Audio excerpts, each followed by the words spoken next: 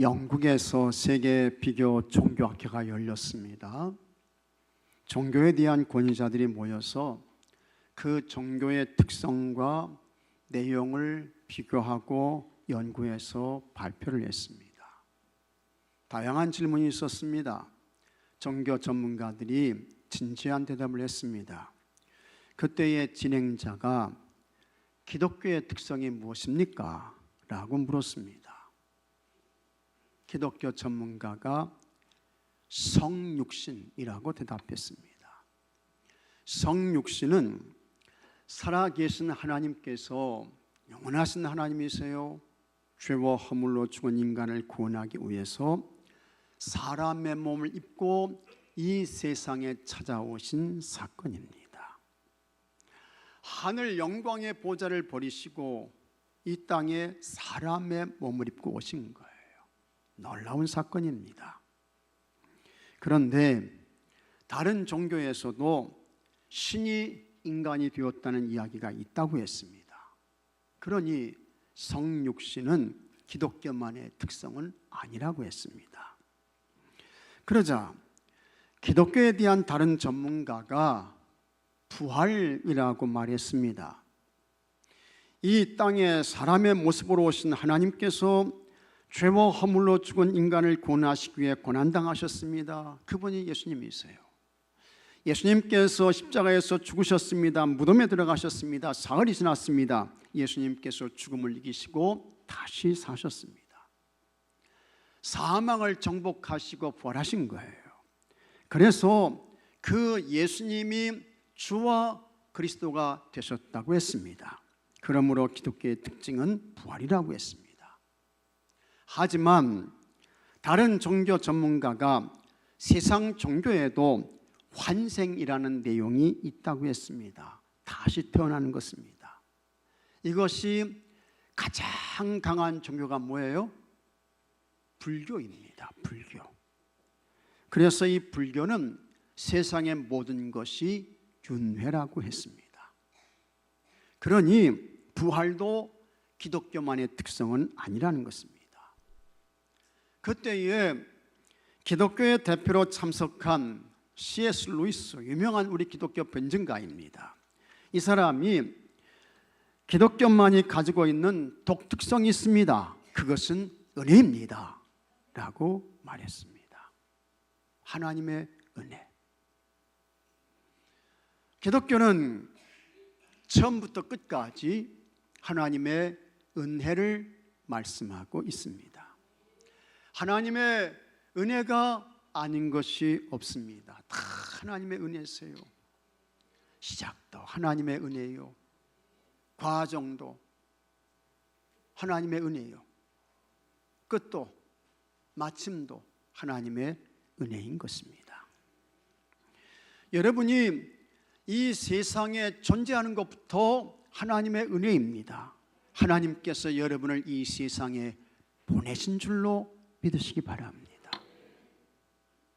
생명을 살게 하셨습니다. 그와 같은 우리를 하나님께서 미리 아셨습니다. 하나님께서 미리 정하셨습니다. 로마서 8장 29절에 하나님이 미리 아신 자들을 또한 그 아들의 형상을 본받게 하기 위하여 미리 정하셨으니 이는 그로 많은 형제 중에서 맏아들이 되게 하려 하심이니라. 80억 명의 사람들 중에 하나님께서 여러분을 보내셨습니다. 여러분들을 미리 아셨습니다. 그렇게 미리 아신 여러분들을 구원하시기로 우리 하나님이 작정하셨습니다. 이것이 모두 뭐냐? 하나님의 은혜인 것입니다. 그러면 언제, 어느 때에 여러분을 아시고 여러분을 정하셨을까? 언제 하신 거예요? 창세전에. 창세전에. 에베소 1장 4절에 곧 창세전에 그리스도 안에서 우리를 택하사 우리로 사랑 안에서 그 앞에 거룩하고 흠이 없게 하시려고. 창세전에 아셨어요. 창세 전에 미리 정하셨습니다. 그때 우리는 태어나지도 않았습니다. 이 세상에 있지도 않았습니다. 하지만 하나님께서 이미 창세전에 나를 아신 거예요. 여러분들을 정하셨습니다. 내가 쟤를 구원해야 되겠다 정하셨어요. 이 모든 것이 뭐냐? 하나님의 은혜인 것입니다. 하나님의 돌보심이에요. 하나님의 붙드심입니다. 그렇게 하나님께서 미리 아시고 미리 정하신 그 사람이 마침내 세상에 태어났습니다. 하나님께서 그 사람을 부르시는 거예요. 하나님의 놀라운 섭리, 하나님의 역사, 그것이 가장 강하게 나타나는 것이 뭡니까? 하나님의 부르심이에요. 기가 막힌 그와 같은 방법으로 하나님께서 그 사람들을 부르시는 것입니다. 그리고 부르신 그들을 예수님 믿게 하셨습니다. 예수님을 그리스도 주님으로 고백하게 하셨습니다. 그리고 마침내 구원받은 하나님의 사람이 되게 하셨습니다. 영화롭게 하신 거예요. 로마서 8장 30절에 또 미리 정하신 그들을 또한 부르셨어요. 정하신, 아신 하나님, 정하신 하나님, 그 다음에 태어났어요. 하나님께서 부르셨습니다. 부르신 그들을 또한 의롭다 하시고 의롭다 하신 그들을 또한 영화롭게 하셨느니라. 그런데 이와 같은 모든 과정 속에서 내가 한 것이 있어요? 여러분이 한 것은 실제적으로 없습니다. 미리 아신 것도 하나님이 아신 것이고, 미리 정하신 것도 하나님이 정하신 것이고, 부르신 것도 하나님께서 부르셨고, 예수님을 그리스도 주님으로 믿게 하셨습니다. 고백하게 하셨습니다. 그것도 보혜사 성령님께서 하신 거예요. 그래서 여러분들을 의롭게 하신 것입니다. 영화롭게 하신 거예요. 이와 같은 모든 것을 볼 때에 내가 한 것은 없어요. 없어요. 다 하나님의 은혜인 것입니다. 그래서 사도 바울이 말씀했습니다. 고린도전서 15장 10절에 그러나 내가 나 된 것은 같이 하겠습니다. 하나님의 은혜로 된 것이니. 믿습니까 여러분? 하나님의 은혜로 된 것이니. 그러나 내가 나 된 것은 하나님의 은혜로 된 것이니 내게 주신 그의 은혜가 헛되지 아니하여 내가 모든 사도보다 더 많이 수고하였으나 내가 한 것이 아니요 오직 나와 함께 하신, 같이 하겠습니다. 하나님의 은혜로라. 믿으시면 아멘 하시기 바랍니다. 하나님의 은혜예요. 하나님의 은혜가 아닌 것이 없습니다. 하나님의 돌보심이 아닌 게 없다고요. 하나님께서 붙드신 거예요. 이탈리아 아샤시의 성자로 불려지는 유명한 성 프란시스코가 있습니다. 참 훌륭한 사람이에요. 성자 중에 성자로 불려지는 사람이죠. 이 프란시스코에게 제자들이 찾아와서 묻습니다. 선생님은 이 세상에서 가장 위대한 성자라고 생각하지 않으십니까? 제자들이 볼 때 너무 훌륭하신 거야. 훌륭한 거예요. 이 프란시스가 정말 훌륭하죠. 그러자 프란시스코가 유명한 대답을 했습니다. 내가 무슨 성자야? 나야말로 이 세상에서 가장 악한 사람이지. 생각해 보게, 하나님께서 내게 주신 이 크신 은혜를 세상에 있는 도둑이나 깡패나 살인자에게 주셨다면 그들은 나보다 훨씬 더 훌륭한 사람, 하나님께 더 많은 영광을 올려드리는 성자가 되었을 것이네. 하나님께서 내게 은혜를 베풀어 주지 않았다면 나는 세상에서 가장 악한 사람이 되었을 걸세. 모두 하나님의 뭡니까? 은혜라는 것입니다. 하나님의 은혜가 아닌 것은 아무것도 없다는 거예요. 맞습니다. 사실입니다. 여러분이 예수님 믿고 구원받으셨습니다. 하나님의 은혜입니다.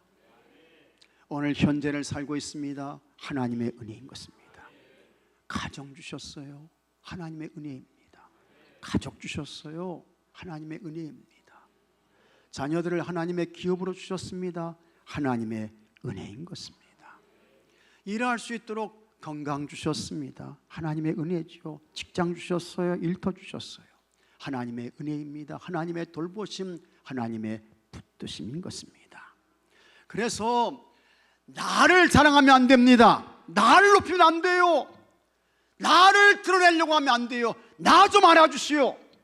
하나님 앞에서 가장 미련하고 어리석은 인생이요, 하나님의 은혜를 모르는 사람의 모습인 것입니다. 여러분은 엄청난 놀라운 은혜를 베푸신 그 하나님을 감사하시고 그 하나님께 영광을 올려드리며 하나님을 높이시는 여러분들이 되시기를 바랍니다. 그리고 앞으로도 계속해서 주님 앞에 서는 그날까지 하나님께서 베풀어 주시는 은혜를 받고 누리며 하나님께서 붙들어 주시는 사람으로, 붙들어 주시는 자로 살기 위해서 우리가 어떻게 해야 할까? 지난 시간에, 지난 주일에 먼저 첫 번째는 말씀드렸습니다. 은혜를 베풀며 나눠줘야 한다고 했습니다. 받은 은혜 나눠주셔야 돼요. 베풀어 주셔야 돼요. 26절에 그는 종일토록 은혜를 베풀고 꾸어주니 그의 자손이 복을 받는도다. 하나님께서 주신 은혜, 복, 그저 나 하나 받고 잘 건드리며 살면 되지, 그게 아닌 것입니다. 그 받은 은혜를 흘려보내셔야 돼요.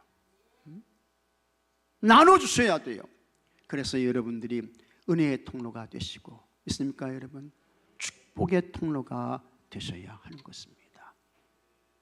은혜의 통로가 되시고 축복의 통로가 되시고, 그와 같은 사람은 하나님께서 붙잡아 주시는 사람 되는 거예요.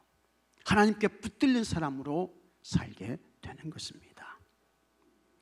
계속해서 어떤 사람이 하나님의 돌봄을 받고 하나님께서 붙잡아 주시는 대로 살 수 있을까? 둘째로, 악에서 떠나 선을 행해야 합니다. 27절에 한번 같이 하겠습니다. 악에서 떠나 선을 행하라. 악에서 떠나 선을 행하라. 그리하면 영원히 살리니 여호와께서 정의를 사랑하시고 그의 성도를 버리지 아니하심이로다. 그들은 영원히 보호를 받으나 악인의 자손은 끊어지리로다. 악에서 떠나라고 했습니다. 그리고 적극적으로 선을 행하는 자로 살라고 했습니다. 악에서 떠난다는 것은 무엇일까? 우리 하나님께서 가장 악하게 보시는 것이 있어요. 제일 싫어하시는 것이 있어요. 그것은 여러분, 하나님 없이 사는 것입니다. 하나님이 없는 자로 사니 우상에게로 가죠. 하나님이 없는 자로 사니 세상으로 가요. 정욕으로 가요. 하나님이 없는 자로 사니 마음껏 부정과 불의와 불법과 이와 같은 모든 것을 행하는 것입니다. 하나님께서 그런 나라, 그런 사람, 그런 가정 그냥 두시지 않습니다. 끊어지게 하셔요. 망하게 하시는 거예요. 하나님께서 이스라엘 백성들을 430년 애굽의 노예에서 해방시켜 주셨습니다. 그리고 그들을, 너희들은 지금부터 내 성민이다. 너희들은 내 백성이고 나는 너희들의 하나님이다. 그걸 확증시켜 주시기 위해서 하나님께서 이스라엘 백성들에게 뭘 주십니까? 율법을 주시게 되는 거예요. 그 율법을 받기 위해서 모세가 시내산에 올라가는데 그냥 받을 수 없어. 하나님은 존귀하신 분이시고 거룩하신 분이기 때문에 그냥 받을 수 없어요. 그래서 모세가 40일 동안 아무것도 먹지 않고 물도 안 마셨어요. 금식하고 시내산에 올라가서 하나님께서 허락하시는 그 율법을 받게 됩니다. 그런데 이스라엘 백성들이 율법을 받기 위해 40일을 금식하며 기도한 후에 그 시내산으로 올라간 이 모세를요, 기다리지 못했습니다. 못 기다렸어요.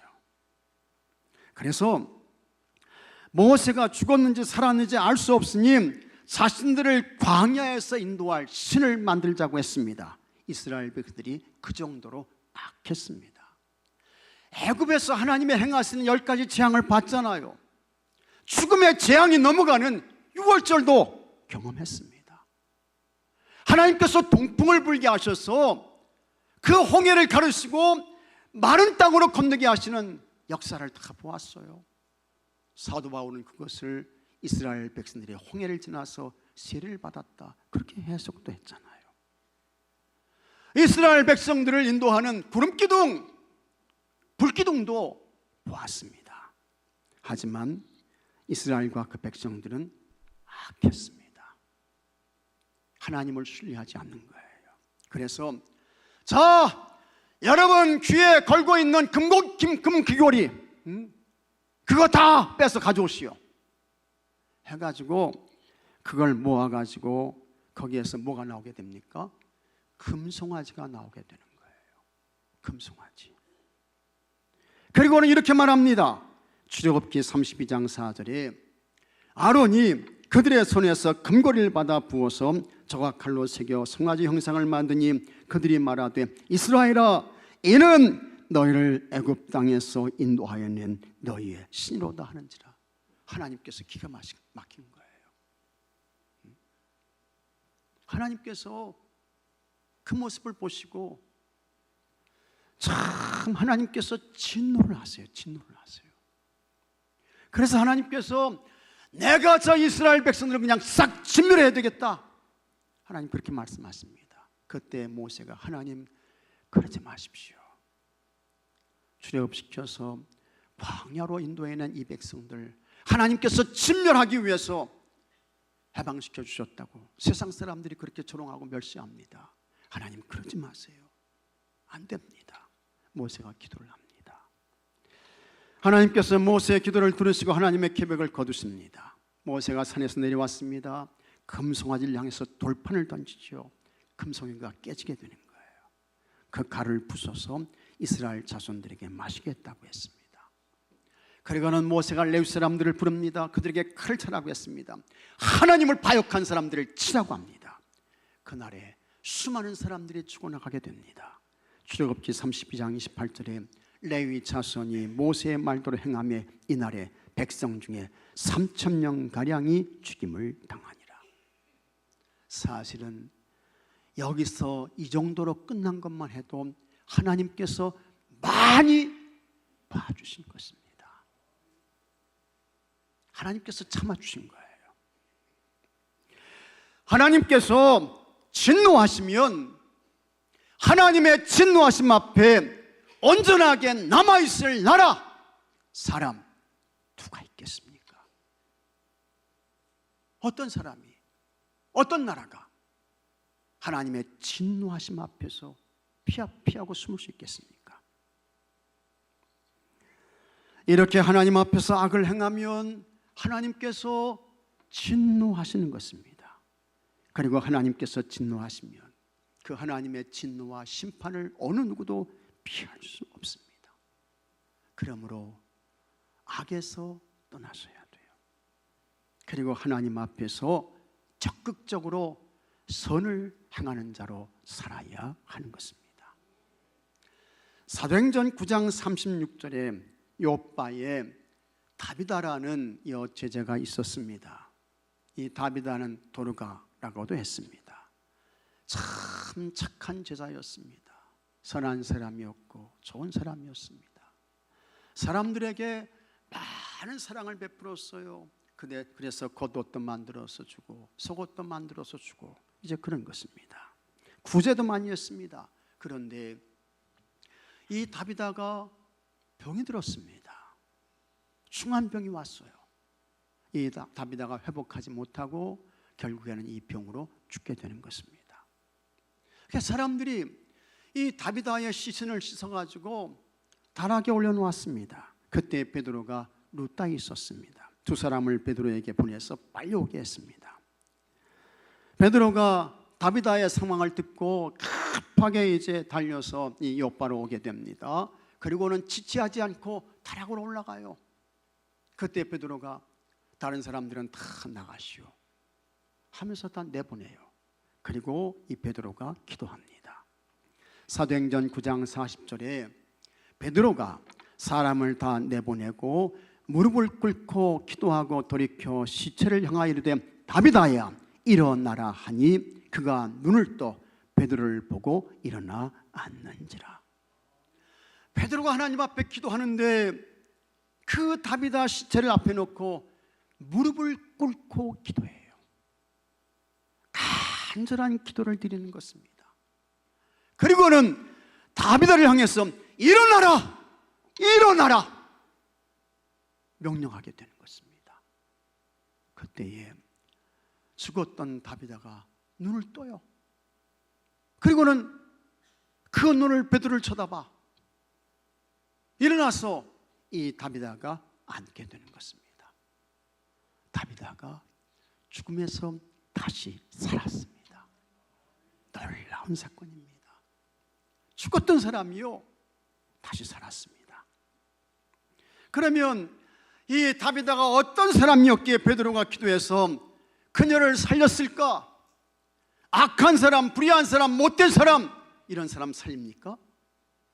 아니에요.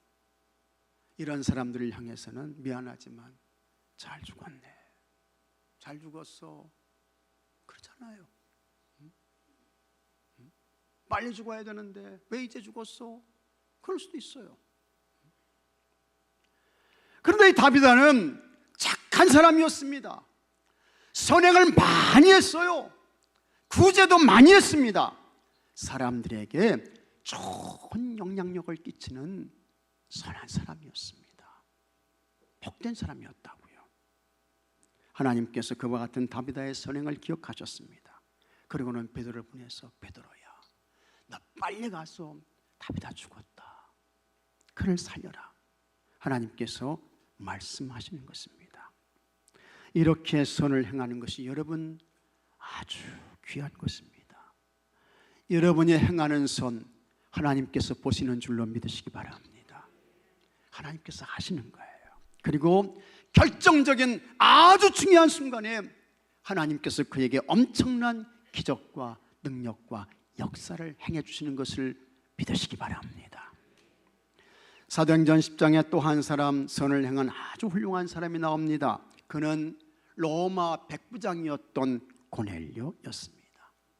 사도행전 10장 2절에 그가 경건하여 온 집안과 더불어 하나님을 경외하며 백성을 많이 구제하고 하나님께 항상 기도하더니, 보세요, 얼마나 훌륭한 사람인가, 얼마나 선한 사람인가, 얼마나 복된 사람이에요. 이와 같은 고넬료의 기도를 하나님께서 다 받으시는 거예요. 기도가 올라가야 되는데, 하나님 보좌까지 올라가야 되는데 떨어지지 않고 올라가야 되는데, 고넬료의 기도는 하나님 보좌 앞에 올려지는 기도였습니다. 4절 말씀 보면 고넬료가 주목하여 보고 두려워 이르되 주여 무슨 일이니까? 천사가 이르되 내 기도와 구제가 하나님 앞에 같이 하겠습니다. 상달되어. 어땠다고요? 어떻게 됐다고요? 상달됐다는 거야. 상달됐다는 거야. 내 구제와 기도가 하나님 앞에 상달됐다. 하나님께서 그것을 어떻게 해요? 기억하셨다는 거예요. 그 정도로 이 고넬료는 훌륭한 사람이었습니다. 그가 하나님을 경외하는 것, 그가 하나님께 항상 기도하는 것, 그가 이스라엘 백성들을 위해서 구제하는 것, 그것을 하나님께서 보셨습니다. 그리고 그가 하나님께 올려드리는 기도를 하나님께서 받으셨습니다. 하나님께서 고넬료에게 말씀하셨습니다. 고넬료야, 저 요바에 베드로가 있다. 그 베드로를 청해서 하나님의 말씀을 들어라. 고넬료가 사람을 요바로 보냅니다. 베드로가 고넬료의 집에 와요. 그때 이 고넬료가 얼마나 훌륭한 사람인지 그 베드로에게 엎드려 큰 절을 하게 되는 것입니다. 그때 베드로가 어서 일어나시오. 나도 사람일 뿐입니다. 고넬료가 이런 사람이에요. 고넬료가 모든 집안에 속한 사람들을 모았습니다. 그리고 베드로가 전하는 복음의 말씀을 들어요. 그 말씀을 통해서 은혜 받습니다. 그런데 그곳에 여러분, 성령님이 임하시게 됩니다. 사도행전 10장 44절에 베드로가 이 말을 할 때에 성령이 말씀 듣는 모든 사람에게 내려오시니 아멘. 놀라운 사건입니다. 고넬료는 이방 사람입니다. 로마 사람이에요. 이 사람은 군인이에요. 백부장인 것입니다. 그런데 베드로가 전하는 하나님의 말씀을 들을 때 성령님이 임하셨습니다. 고넬료를 비롯한 그곳에 모였던 사람들이 다 성령의 충만함을 받습니다. 방언을 말하게 되고, 고넬료와 함께 거기에 있던 모든 사람들이 세를 받습니다. 구원을 받게 되는 것입니다. 선을 행하셔야 합니다. 하나님께서 그 사람을 기억하세요. 그리고 하나님께서 그 사람에게 좋은 것을 주십니다. 필요한 것, 있어야 할 것을 우리 하나님께서 공급해 주시는 것입니다. 주님과 교회와 하나님 나라를 위한 모든 행위, 열심과 최선으로 하나님을 높이며 하나님께 영광을 올려드리며 주신 사명과 직임을 성실하게 최선을 다해서 힘껏 감당하는 것, 여러분 모두 하나님께 선을 행해드리는 것인 것입니다. 하나님께 선을 행해드리는 거예요. 그러므로 여러분이 모두 전심으로 선을 행해서 우리 하나님께서 보시고 하나님께서 아시고 하나님께서 좋은 것 복된 것으로 채워주시는 은혜가 있게 되기를 바랍니다. 셋째로, 마음에 하나님의 법이 있는 자로 사는 것입니다. 이 사람 붙잡아 주세요. 하나님의 손이 붙으시는 것입니다. 31절에 그의 마음에는 하나님의 법이 있으니 그의 걸음은 실족함이 없으리로다. 마음에 하나님의 법이 있다는 것은 무엇일까? 여기서 하나님의 법은 하나님의 말씀입니다. 하나님의 말씀이에요. 하나님의 말씀이 삶의 기준이 되는 것입니다. 하나님의 말씀이 인생의 근본이 되는 것입니다. 하나님의 말씀이 모든 생각의 기초가 되는 것입니다. 우리는 이 세상의 삶을 살아갈 때 자기 생각, 자기 감정, 자기 경험, 자기 시선, 이것 쫓아가잖아요. 자기 편한 대로, 자기 좋은 대로 말하고 행동하고 처신하고 그렇게 살잖아요. 내가 좋으면 좋은 것이고 내가 아니면 아닌 것이고 다 이렇게 살잖아요. 그런데 여러분, 아닌 것입니다. 하나님의 말씀 쫓아서, 하나님의 말씀 따라서, 하나님의 말씀이 기준이 되고 근거가 되고 이렇게 사는 거예요. 이렇게 사는 사람을 하나님께서 그냥 두시지 않습니다. 이 사람 마음에 하나님의 법이 있는 사람인데 하나님께서 그 사람을 붙잡아 주십니다. 은혜 베푸세요. 시편 119편은 하나님의 말씀에 대한 찬양입니다. 하나님의 말씀이 얼마나 위대한지를 보여주는 시인데, 이 시편 119편은 176절로 되어 있습니다. 우리 성경 전체가 1189장인데요 그 1189장 31,102절, 그 가운데에 가장 긴 이 절수가 이 119편 176절로 되어 있는 이 성경입니다. 그만큼 하나님의 말씀은 뭐냐? 위대하다는 거예요. 그 시편 119편 9절에 다음과 같은 말씀이 나옵니다. 청년이 무엇으로 그의 행실을 깨끗하게 하리까? 주의 말씀만 지킬 따름이니이다. 여기서 청년은 단지 나이로 10대, 20대 젊은이를 의미하는 것이 아닙니다. 청년의 시기는 온전한 사람이 되기 이전이에요. 이때에는 세상에서 가장 많은 유혹이 있습니다. 시험이 있습니다. 세상과 하나님 사이에서 머뭇거립니다. 주저함이 있는 시기인 것입니다. 여기서 유혹과 시험을 이기고 하나님 편에 서야 온전한 하나님의 사람이 될 수 있습니다. 장성한 그리스도의 분량까지 자라 올라갈 수 있게 되는 거예요. 그러기 위해서 어떻게 해야 할까? 그 속을 하나님의 법, 하나님의 말씀으로 채우라는 것입니다. 그러면 그 하나님의 말씀이 그 인생에 뭐가 돼요? 빛이 되는 거예요. 그 인생의 길에 뭐가 돼요? 등이 되는 것입니다. 어둠에 있지 않게 되고 흑암에 있지 않게 되고 혼돈과 무질서의 인생이 되지 않고 광명한 삶을 살게 되는 것입니다. 창세기 6장의 말씀을 보게 되면 하나님께서 지으신 세상의 모든 사람들이 어떻게 해요? 육체가 되었다고 했습니다.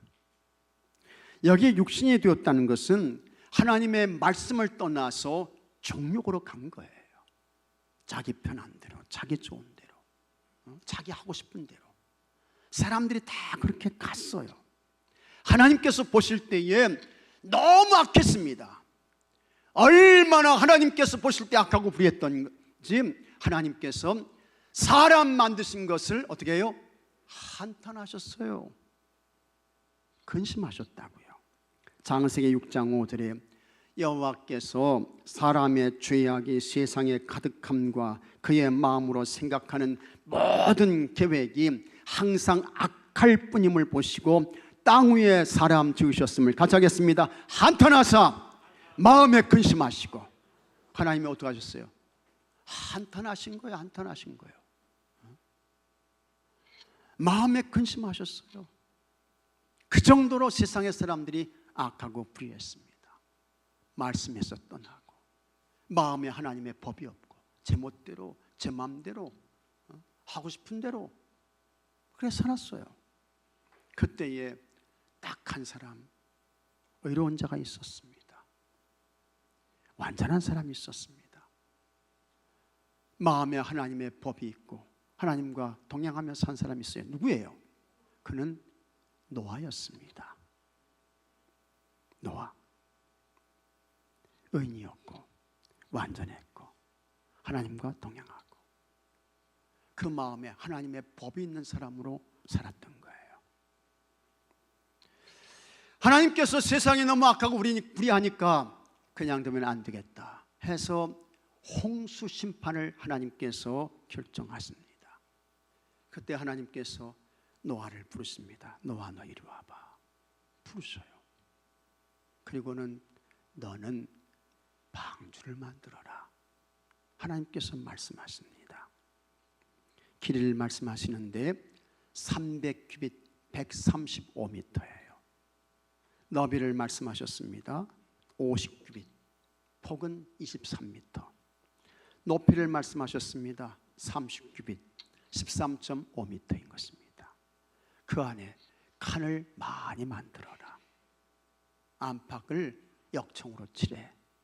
하나님께서 말씀하십니다. 이때 노아는 하나님의 말씀에 어떤 이유도 들이대지 않고 순종합니다. 사람들은 다 육신이 됐어요. 다 육신의 삶, 정욕의 삶을 사는 거예요. 사람들은 하나님의 그 모습을 보시고 한탄하시고 근심하시는 거예요. 그런데 노아는 마음에 하나님의 법을 두고 이 하나님의 말씀에 순종합니다. 그래서 이 방주를 만들기 시작하는 것입니다. 산 꼭대기에서 방주를 만들죠. 그런데 그 기간도 엄청나요. 방주 만든 기간이 얼마입니까? 120년이에요. 120년 동안 이 방주를 만드는 거예요. 어떤 사람이 여러분 이렇게 할 수 있습니까? 누가 이렇게 할 수 있는 거예요?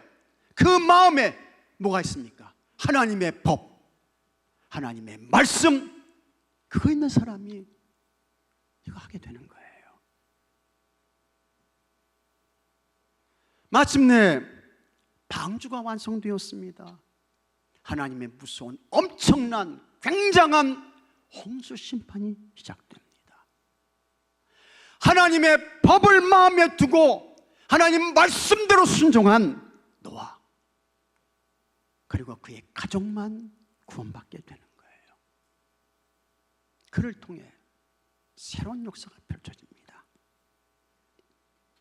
노아에게 그 마음에 하나님의 법, 하나님 말씀에 대한 거룩한 기준과 순종이 없었다고 하면 방주 못 만들죠. 육체에 다니는 사람들이 다 노아를 비난하는 것입니다. 저 노아 정신 빠졌네. 저 미쳤어. 제정신이 아니야. 저런 무지하고 어리석은 인간이 어디 있어?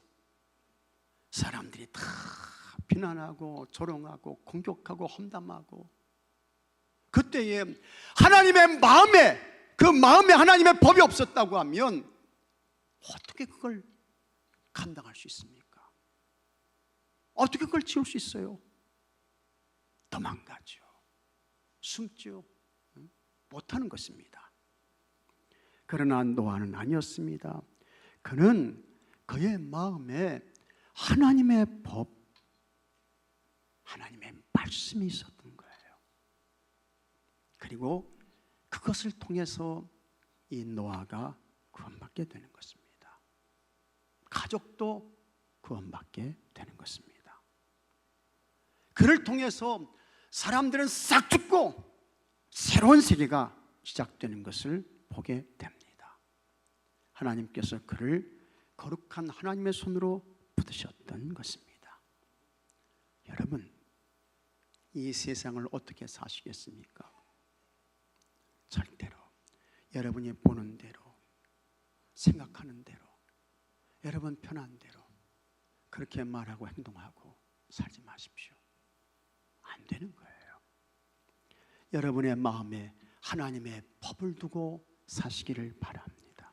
하나님 말씀 두고 사세요. 그 말씀 쫓아 사세요. 말씀 따라가시기 바랍니다. 그래서 여러분을 통해 하나님께서 뜻을 이루시고, 하나님께서 여러분을 하나님의 강한 손으로 붙들어 주시는 은혜가 여러분 모두에게 있게 되기를 주의 이름으로 축복합니다. 다 같이 기도합시다. 아버지 하나님, 하나님께서 붙들어 주시는 자로 살아야 되겠습니다. 받은 은혜를 흘려보내게 하옵소서. 악에서 떠나게 하시고 선을 행하는 자로 살게 해 주시옵소서. 하나님의 법을 마음에 두고 그 하나님의 말씀 쫓아 살게 해 주시옵소서. 그래서 하나님께서 붙드시고, 하나님께서 부르시고, 하나님께서 사용하시고, 하나님께서 써주시고, 이와 같은 복된 사람들 다 될 수 있도록 하나님 도와 주시옵소서. 우리 주 예수 그리스도의 이름으로 기도하옵나이다. 아멘. 이 시간 치유와 회복의 기도하겠습니다. 병중에 심은 아픈 곳에 손을